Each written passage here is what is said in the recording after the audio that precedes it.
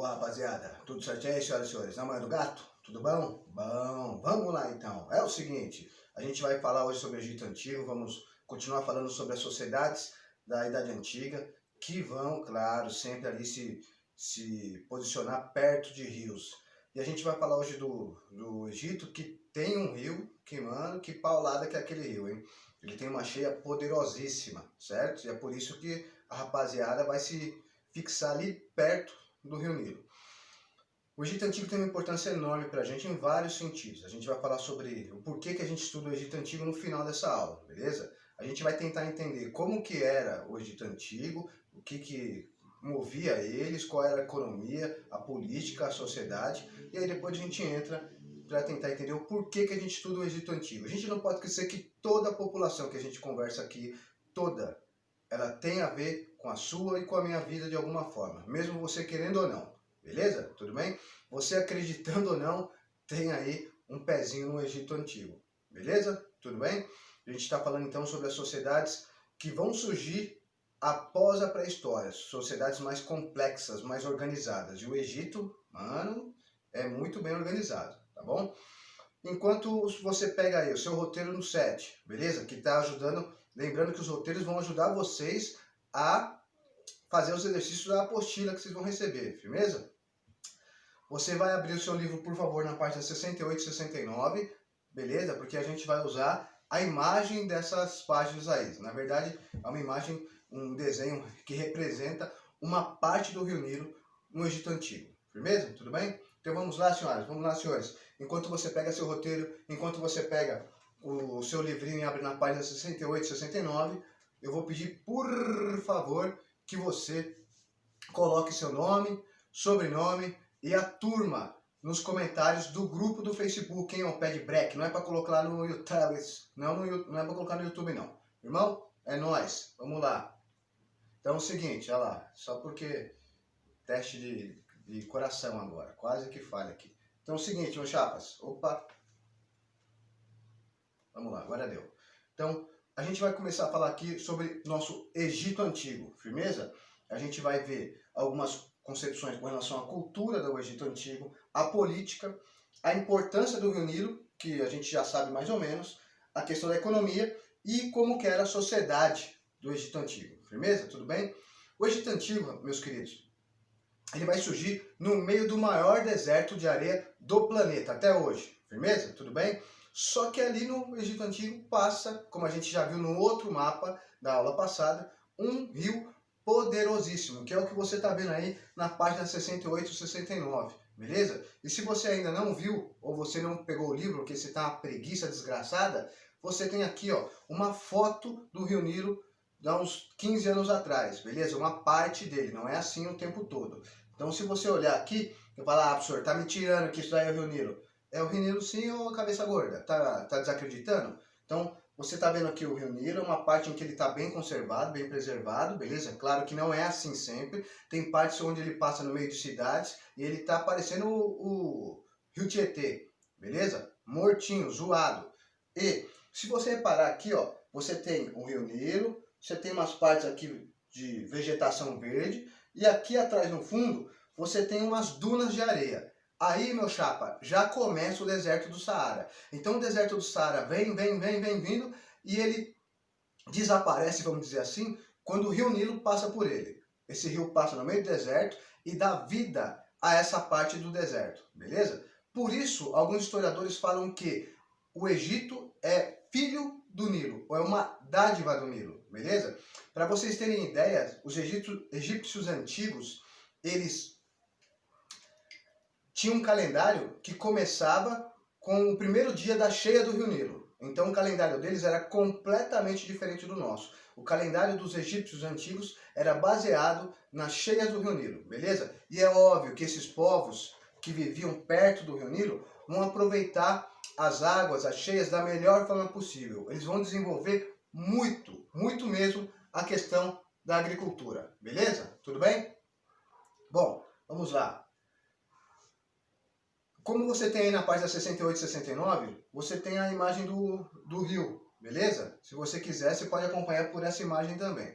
Mas aqui eu trouxe uma imagem um desenho que está representando o que os egípcios antigos faziam. Então, se você reparar, a gente tem os egípcios antigos vão fazer vários portos, certo? Vão saber também retirar a água do rio de forma que leve a terrenos que antes a água não chegavam. Então eles vão começar a construir canais para levar a água mais longe. O que são canais? São esses rios artificiais construídos pelo ser humano para levar a água do rio Nilo durante as cheias para mais longe possível, beleza? Para conseguir irrigar mais terras, tudo bem? Bom, o que a gente tem que entender basicamente do Egito é o seguinte: o Egito ele era movido por duas coisas. Primeiro, por esse rio, beleza? Esse riozinho aqui, e também pela religião egípcia. O povo egípcio era extremamente religioso e isso vai ser um dos motores. Isso é quem vai sustentar também a sociedade egípcia da antiguidade. Firmeza? Tudo bem? Bom, a religiosidade egípcia ela era a base para várias coisas que a gente vai estudar aqui no Egito Antigo, vai conversar hoje. E, inclusive, para manter a molecada produzindo. Então, os camponeses, os escravos, as pessoas que trabalhavam feitos condenados, elas trabalhavam com a seguinte intenção: deve ser a vontade dos deuses, beleza? Tudo bem? Como assim vontade dos deuses? Porque, meus senhores, os egípcios eram politeístas, eles não eram monoteístas como a maioria das pessoas hoje, beleza? E qual é a diferença do politeísta e monoteísta? O politeísmo quer dizer que uma pessoa ou um povo acredita em vários deuses, beleza? Tudo bem? É Deus pra caramba. No Egito Antigo chega a ter aproximadamente 2.000 deuses. Então você tem estudos onde os caras falam estão falando de 2.000 deuses. Mano, imagina você ter que rezar para cada um. Você começava em janeiro e terminava em dezembro. É óbvio que não era assim, beleza? Aqui a gente tem a representação de alguns deuses, beleza? Tudo bem? Esses deuses aqui tinham uma importância, cada deus tinha uma função. Então você tem o deus da morte, o deus da vida, o deus da agricultura, o deus da colheita, o deus das águas, o deus do peixe, o deus do jacaré, o deus da perna torta e assim vai. Esse politeísmo egípcio era o que sustentava a sociedade. A sociedade acreditava cegamente nesses deuses, beleza? E toma cuidado. Ah, professor, eu acho isso uma grande besteira. Tá ótimo, mas você não tem o direito de criticar a cultura do outro. Você gostaria de ter a sua cultura criticada? Então, se a crença dos caras, eles acreditam, se faz bem para eles, se traz paz pro coraçãozinho deles, é o que importa. Se você não acredita, ótimo, continua acreditando no que você quer, beleza? Mas não lhe dá o direito de falar que a cultura dos outros é uma mentira, tá bom? Eu, pelo menos, não gostaria que falasse isso da minha. Portanto, eu não faço isso com outras culturas. Então você tem aqui vários deuses, e você também tem os deusinhos meio estranhos, com umas caras estranhas, não são meus parentes.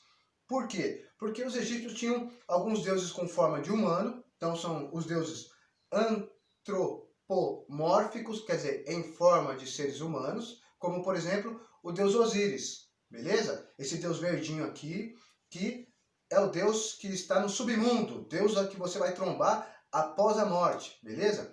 De acordo com a mitologia egípcia, esse deus foi o primeiro faraó do Egito aqui no planeta Terra, beleza? Tudo bem? Aí teve uma treta com outro deus, saíram na mão, ele perdeu um olho.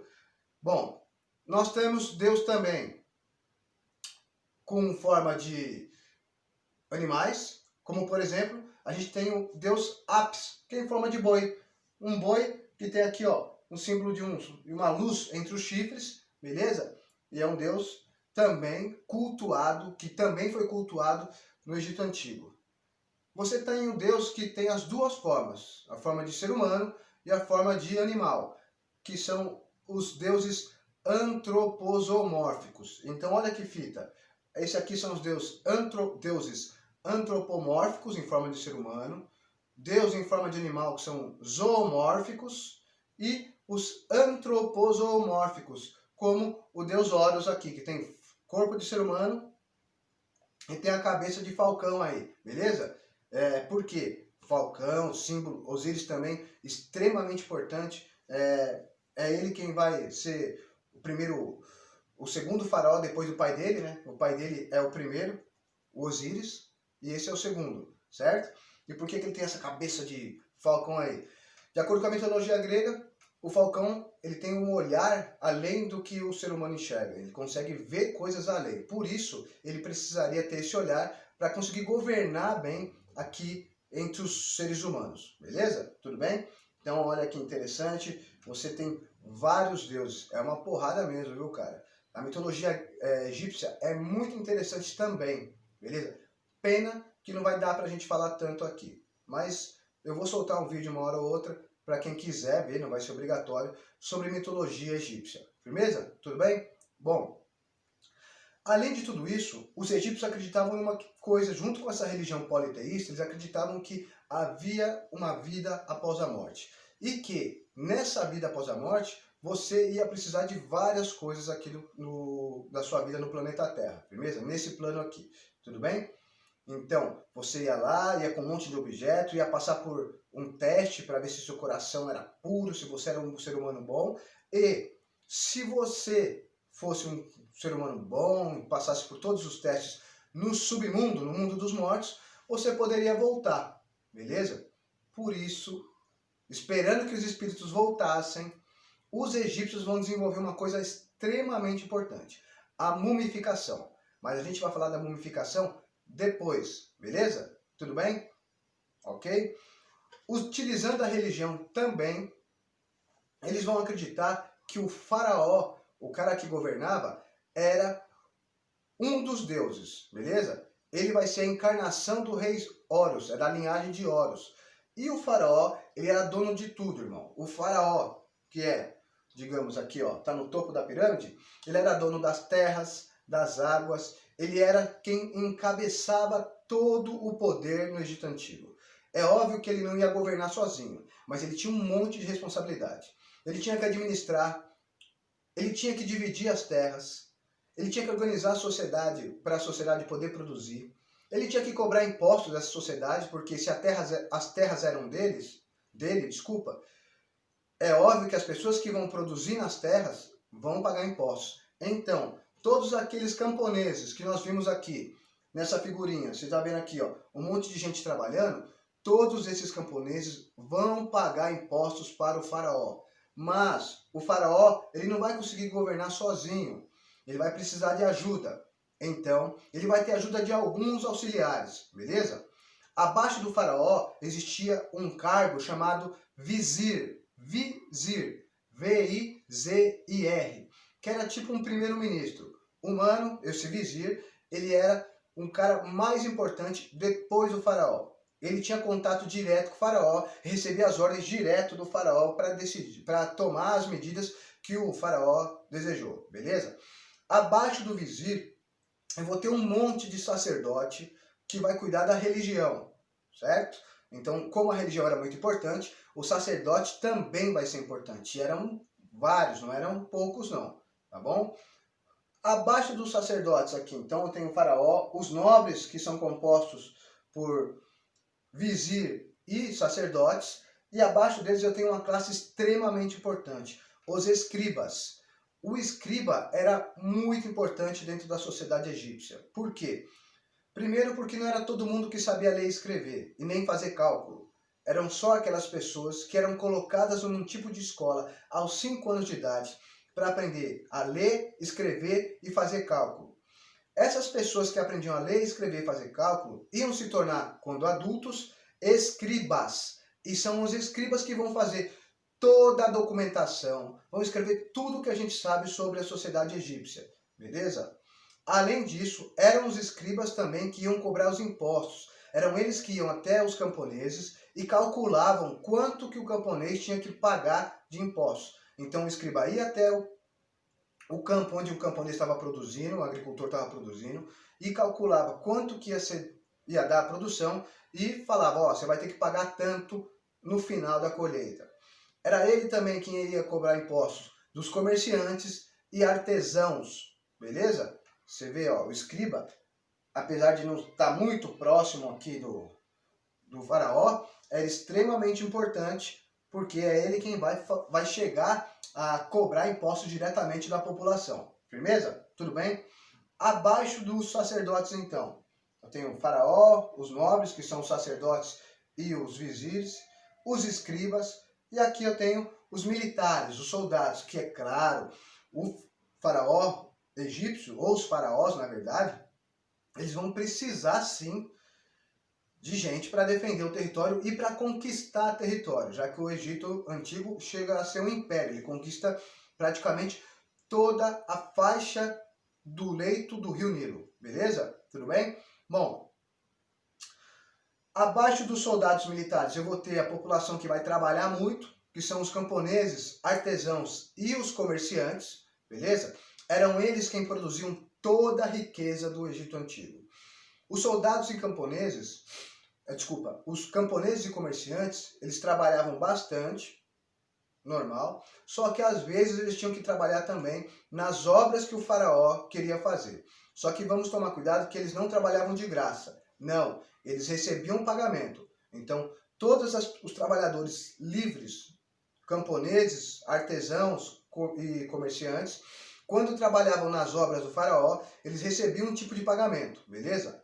Pão, comida, desconto nos impostos e cerveja. Já tinha cerveja no Egito, mano. Olha que fita. E o negócio era ruim, amargão. Bom, e abaixo de todos eles, os escravos, beleza?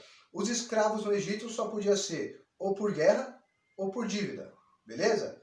Tudo bem? E chega uma hora que os escravos não vão ser tão importantes assim. Mas os escravos faziam um trabalho mais pesado, como arrastar os blocos de pedra no meio do deserto, levantar até a pirâmide. Lembrando que no Egito, a roda não era usada. Ah, porque a pessoa era muito burro. Na verdade, não dá. Tenta fazer uma carroça girar numa duna de areia. Não tem jeito. Eles usavam uma espécie de trenó, uma placa de madeira, certo? Ou vários troncos que eles iam rolando, beleza? Mas não era roda, não. Roda era uma treta. Tenta você chegar aí, pega uma obra perto da sua casa e tenta andar de bicicleta em cima da montanha de areia. Tenta andar e depois sai correndo, porque o cara da areia vai te xingar, né? Bom, a gente falou então sobre a sociedade egípcia, beleza? A gente viu então que o faraó, que está aqui no topo de tudo, ele tinha o auxílio dos nobres, os vizires e sacerdotes e dos escribas. Usava os soldados para proteger ou para conquistar e também usava artesãos, camponeses, comerciantes e escravos para produzir tudo no Egito. Tudo bem? Tranquilinho? Na manha. Então a gente está vendo que há uma diferença social no Egito. O negócio, então, os escravos, artesãos e camponeses, soldados, escribas, os nobres e o faraó, eles são classes diferentes, beleza? Eles estão em níveis diferentes. Tudo bem? Certinho? Vamos lá então. Bom, por que a gente estuda essa desgraça do Egito? Por que a gente tem que ver isso se não tem nada a ver, que isso aí é mó viagem? Meus senhores, eles vão desenvolver várias coisas. Vão desenvolver, por exemplo, a agricultura. É no Egito que a gente começa a ver como eles vão conseguir utilizar as cheias do rio Nilo. Na Mesopotâmia também, mas no Egito é muito interessante, porque as cheias do rio Nilo são poderosíssimas. A cheia, ela podia destruir. Sem a cheia, as pessoas morriam de fome. Com uma cheia muito forte, o rio Nilo levava tudo que via pela frente. Portanto, era preciso também controlar as cheias. Por isso eles vão construir diversos canais e vão conseguir desenvolver também, né, quando o rio enchia, de junho até novembro. Ele enchia, tomava todo o leito, inundava um monte de terras. E no final de novembro, o rio voltava ao normal. Aquelas terras que estavam cheias, que ficavam cheias durante o período da cheia, que estavam inundadas, quando o rio voltava ao normal, as terras estavam cheias de humus. Humus é uma terra preta, cheia de material orgânico, que é muito fértil e fertilizava as terras. Então, quando o rio voltava ao normal após as cheias, o que eu vou ter? Eu vou ter as terras do leito do rio Nilo fertilizadas naturalmente. Os egípcios não precisavam fazer nem muita coisa, simplesmente era mexer a terra para que ela secasse um pouco e plantar, beleza? Organizar a produção, tudo bem? Eles vão então utilizar as cheias para levar água para mais longe, os canais, vão conseguir desenvolver os primeiros arados, que é essa pecinha aqui que vai fazer um pequeno buraquinho na terra para jogar sementes. Eles vão ter um sistema de produção muito bem dividido, então cada um vai ter uma função. E é óbvio, se eu tenho uma produção grande, eu preciso também levar essa produção para lá e para cá. Então, eles vão desenvolver bastante a navegação. E o Rio Nilo é mó barato. Por quê? Porque de onde ele nasce até onde ele desemboca no mar, a água corre para um lado. Só que o vento corre para outro. Então, olha que interessante. Se eu quiser sair daqui do sul e até o norte, eu pego um barco sem vela. Eu não preciso usar o vento. Eu deixo a correnteza me levar. Agora, se eu quiser vir do norte para o sul, o que eu faço? Eu levanto uma vela, certo? Quer dizer, um pedaço de pano que vai pegar o vento e vai me trazer contra o rio. É muito interessante. Então, você conseguir navegar para os dois lados, para os dois sentidos do rio. Beleza? E eles vão desenvolver embarcações que vai levar muita mercadoria. Beleza? Vão utilizar os primeiros animais também. Há uma divisão bem forte do trabalho no Egito Antigo entre os camponeses. Beleza? Então vocês estão vendo aqui o Rio Nilo numa foto atual, beleza? Aqui você tem Rio Nilo, uma parte da vegetação, você vê a cidade aqui atrás e ó, lá atrás no plano de fundo, você vê duas pirâmides. Tiozão, essa é a realidade hoje. Então olha como é muito próximo. Você vem num deserto, daqui a pouco o Rio Nilo brota e dá vida ao Egito. Agora vem a questão, como é que os manos fizeram umas pirâmides dessa aí 5.000 anos, 4.000 anos, 3.000 anos antes de Cristo, 2.000 anos? Era treta, hein? Não tinha guindaste, não tinha máquina, não tinha computador, não tinha betoneira. Era tudo no quê, ó? No braço, na força dos soldados, dos camponeses, dos comerciantes, artesãos, que trabalhavam nas obras do faraó durante as cheias. Quando o Rio Nilo enchia, não dava para trabalhar. Tinha que esperar a cheia diminuir. Então, durante esse período de junho até novembro, os soldados, os camponeses, os artesãos, comerciantes e escravos trabalhavam nas obras do faraó, certo? E aí, eles levantaram essas pequenas pirâmides. Nós temos pirâmides de tudo que é tamanho, de um monte de forma, mas aí tem uma questão. Para conseguir levantar essas pirâmides, ó, a gente tem as primeiras pirâmides lá da Núbia. Lembra do reino de Cush que a gente estudou na aula passada? Os Cushitas? Então, essas são as primeiras pirâmides do reino de Cush, o reino dos africanos, né? Os africanos, os faraós negros. Essas aqui são as primeiras pirâmides, quase umas tabas, quer dizer, pirâmides pequenas.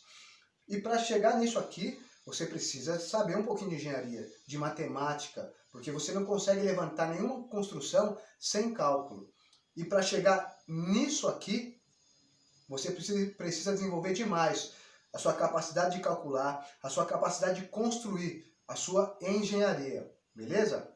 Por isso, os egípcios são tão importantes. Aqui a gente tem até, ó, uma figura humana, né?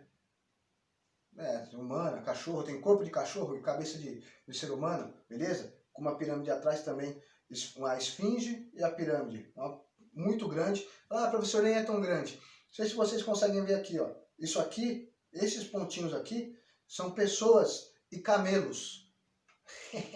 É grande pra caramba, firmeza? Bom, para conseguir construir isso, eles vão ter que fazer muito cálculo, desenvolver muita matemática, desenvolver muita engenharia. Inclusive, eu vou deixar para vocês na próxima aula um pedaço do documentário que vai falar sobre esse desenvolvimento da engenharia egípcia. Beleza? Tudo bem? Então, ó, desenvolver agricultura, transporte fluvial, engenharia, matemática e vão desenvolver também uma coisa interessantíssima, que é a medicina. Aqui é outra foto de cima da pirâmide de Gizé, beleza? Mas vão desenvolver também a mumificação e através da mumificação eles desenvolvem uma coisa extremamente importante, que é a medicina, firmeza? Por quê? Como eles acreditavam na vida após a morte, eles vão preparar alguns corpos, não eram todos os egípcios que passavam por isso, vão preparar alguns corpos para receber o espírito de volta. Porque o espírito vai para o mundo dos mortos e o espírito pode voltar. E quando ele voltasse, ele ia precisar do quê? Ia precisar de um corpo. Então, era preciso conservar o corpo dessa pessoa para quando o espírito voltasse. Firmeza? Tudo bem? E aí eles vão desenvolver técnicas de mumificação. Como era essa técnica de mumificação? Primeiro que não era todo mundo. Eram faraós, nobres, vizires, alguns sacerdotes que eram mumificados. Tudo bem? Tinha que ter um pouquinho de riqueza. Primeiro, a pessoa morta era aberta, eles tiravam todos os órgãos, beleza? Inclusive o cérebro, beleza? Tiravam através de um caninho aqui, cérebro, não é cérebro não. E colocavam em potes. Esses potes, claro que os órgãos, cada órgão tinha um próprio pote, então o coração era num pote, o pulmão era em outro pote, o intestino era num pote, o fígado era em outro pote. Por quê? Porque cada órgão tinha um significado, cada órgão ia para um tipo de Deus, e esses órgãos eram colocados em potes com sal. Eles eram lavados e depois colocados num líquido com muito sal.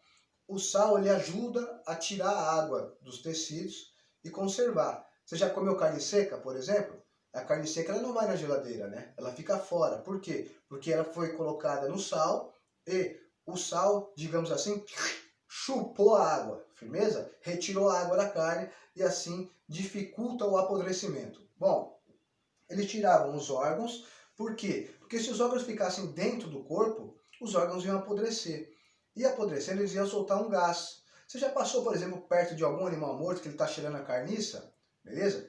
Então, aquele cheiro não é seu não. Aquele cheiro é porque o corpinho do animal que está apodrecendo, ele está soltando um gás, e aquele gás tem um cheiro. Beleza? Agora pensa, se você deixar esses órgãos dentro de um corpo morto, os órgãos vão apodrecer, vão começar a soltar gás, e aí aquele corpo vai inchar, e uma hora vai virar um balão e vai explodir. Beleza? Por isso é preciso retirar todos os órgãos, inclusive o cérebro, olhos, língua, tirava tudo, beleza? Ficava só a carcassinha, tudo bem? Depois que o corpo estava limpo, digamos assim, sem órgão nenhum, eles faziam uma espécie de lavagem, certo? Com águas cheias de ervas para tirar o cheiro. E aí o corpo era colocado numa espécie de banheira cheia de sal, beleza? Você ia temperar a pessoa então. Essa pessoa era colocada no sal justamente para desidratar, tirar a água e poder conservar o corpo, tudo bem? Era colocado também sal dentro para a pessoa desidratar também por dentro, firmeza? Dentro do que eu estou falando aqui na região do nosso tórax, tudo bem? Depois que era retirado, depois de 40 dias mais ou menos, esse corpo era retirado daquele sal, ele já estava sequinho, e aí dentro do tórax eram colocados então serragem, ervas, um monte de coisa para o corpo não ficar murcho, ficar cheinho e também evitar um odor, beleza? Então era um recheio seco, era digamos só serragem, ervas secas, pedaços de madeira, beleza? Claro que lascas de madeira, como para manter esse corpo então cheinho, tudo bem? Depois esse corpo era enrolado em alguns tecidos. E esses tecidos também estavam com ervas, eram tecidos que tinham passado por um tratamento num líquido com sal para ajudar na mumificação. Esse tecido geralmente também estava embebido no bálsamo, que é uma espécie de uma liga, como se fosse uma argila, que secando vai endurecer e vai ajudar na conservação do corpo. Aí vem a pergunta, mas como que isso ajudou a desenvolver a medicina, por exemplo, que é o que a gente vai falar? Meus senhores, as mumificações, elas ocorriam e o cara tinha que tirar os órgãos. Então, os mumificadores, aqueles caras que faziam a mumificação do faraó, nobres e vizires, começam a observar que o ser humano tem um monte de órgão e que algumas pessoas que morreram de determinada forma estavam com alguns órgãos diferentes. Por exemplo, se um faraó morreu tossindo muito, com sangue, na hora que abriu e tirou o pulmão, percebeu que o pulmão do cara estava zoadinho, estava uma cor diferente. Se um faraó teve uma dor no peito muito forte e morreu depois, perceberam que o coração do cara também estava diferente. Então, os egípcios começam a observar que algumas mortes estavam relacionadas a alguns órgãos, tudo bem? E assim eles começam a perceber que o corpo humano é uma maquininha. E eles começam, pela primeira vez, a pensar num tipo de medicina. Começam a desenvolver remédios, tratamentos médicos, inclusive com cirurgias eles faziam, certo? Isso tudo por causa da mumificação, tudo bem? E a mumificação a gente sabe de hoje porque foram encontradas diversas múmias. Pra você ter ideia, são aproximadamente 130 pirâmides que a gente tem. Tem gente que fala 118, tem gente que fala 136, vão na média aí. 130 pirâmides no Egito e em todas foram achadas múmias. Aí se pergunta, mas por que as múmias ficavam na pirâmide? As pirâmides não eram construídas para o faraó morar, não. O faraó só ia para a pirâmide quando ele morresse. Então, as pirâmides têm a ver com a religião também. As pirâmides eram a casa dos faraós mortos, certo? Não serviam para ninguém morar lá. Então, você só vai encontrar gente morta. Se você um dia for uma pirâmide e encontrar gente viva caminhando lá, corre, irmão, porque não era para estar andando lá, beleza? Então, tudo tem a ver com religião no Egito. A mumificação, na crença da vida após a morte. As pirâmides, porque era a casa dos faraós quando morriam, tudo bem? O faraó dominava porque acreditavam que ele era um dos deuses. Então, tudo tem a ver com religião. Só que o Egito só vai existir por causa do Rio Nilo. Certinho? Beleza? Aqui a gente tem as figuras do faraó do Tutankhamon, que é um deus que foi a tumba, né? O sarcófago dele foi encontrado intacto, perfeito, lindão. Olha aí, ó, o cara encontrando, beleza? Só que nem todos eram tão luxuosos como o de Tutankhamon. A gente tinha também alguns sarcófagos, algumas múmias mais simples, como a gente está vendo aqui. Firmeza? Tudo bem? Bom, senhoras, senhores, hoje eu falei bastante, hein? Espero ter ajudado vocês com o Egito. Na próxima aula eu vou deixar um pequeno documentário para vocês verem em imagens um pouquinho mais interessantes sobre o Egito ainda, beleza? E aí na outra aula a gente fala sobre Mesopotâmia. Tudo bem? Tranquilo? Fiquem tranquilos. Ah, professor, estou atrasado. Calma, tá tudo sob controle.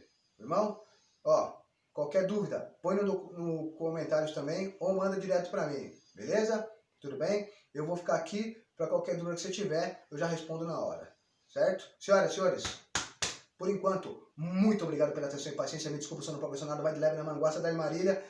Não sai de casa que ainda não acabou a quarentena não, vacilão. E se precisar sair, mete uma máscara nessa carinha bonitinha aí. Firmeza? Abraço, se cuidem aí, hein?